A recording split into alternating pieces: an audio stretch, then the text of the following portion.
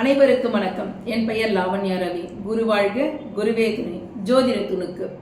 யாருக்கெல்லாம் மேஷம், சிம்மம், தனுசு ராசியில் தசா புத்தி அந்தரமோ அல்லது அதில் சந்திரன் நிற்க பெற்றவர்கள், இவர்களுக்கு நீதி நேர்மை அவசியம். அந்த பாவம் தொட்டு அவர்கள் நேர்மை தவறினால் என்ன நடக்கும் என்பதை மகாபாரதத்தில் ஒரு உதாரணத்துடன் பார்ப்போம். பாண்டவர்கள் 12 ஆண்டுகள் வனவாசம் முடித்து ஓராண்டு உருமாறி அஞ்ஞான வாசமும் முடித்து கொண்டாலும் துரியோதனன் நாடு தர மறுத்ததினால் போர் முடிவான தருணம் பாண்டுவின் 2 மனைவியரில் குந்திக்கு தர்மன், பீமன், அர்ஜுனன் என 3 மாத்ரிக்கு நகுலன், சகாதேவன் என 2 மாத்ரியின் உடன் பிறந்தவர் சல்லியன் பேராற்றல் படைத்தவன், வில்லாலும் வேலாலும் வாளாலும் பேராண்மை பெற்றவர்.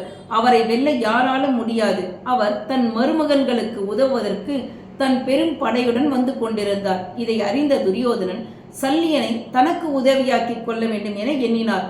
நெடுந்தூரம் தன் படைகளுடன் பயணப்பட்டதால் வெயிலில் பாலை நிலத்தில் பயணம் செய்தமையால் சோர்ந்து போயினர். புழுதி புயல் கண்ணை மறைத்தது. படைவீரர் தாகத்தாலும் பசியாலும் துடித்தனர். நாக்கு உலர்ந்து போய் நடை தளர்ந்தனர். பாதி வழியில் அதிசயமாய் பெரிய பந்தல் இருந்ததினால் படைகளுடன் அதில் தங்கினார். தாகத்திற்கு இளநீரும் மோரும் யானைகளுக்கும் குதிரைகளுக்கும் கரும்பும் அருகம்புல்லும் குவிக்கப்பட்டிருந்தன. அனைவரும் அறுசுவை உணவு பரிமாறப்பட்டது. இருக்கும் பசியாலும் தாகத்தாலும் இவை யாரால் அளிக்கப்பட்டது என அறியாமல் உணவருந்தி பின் குளிர் நிழலில் இளைப்பாறினர். சல்லியன் வியப்பாலும் மகிழ்ச்சியாலும் பரவசத்திலும் இந்த இறைவனான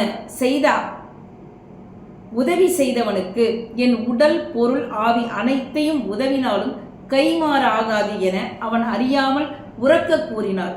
அதுவரை மறைந்திருந்த துரியோதனன் சல்லியன் முன் வந்து தான் அனைத்து ஏற்பாடுகள் செய்ததாகவும் தனக்கே துணையாக நின்று போரில் கலந்து கொண்டால் அதுவே கைமாறு எனவும் மகிழ்ச்சியில் கூறினார்.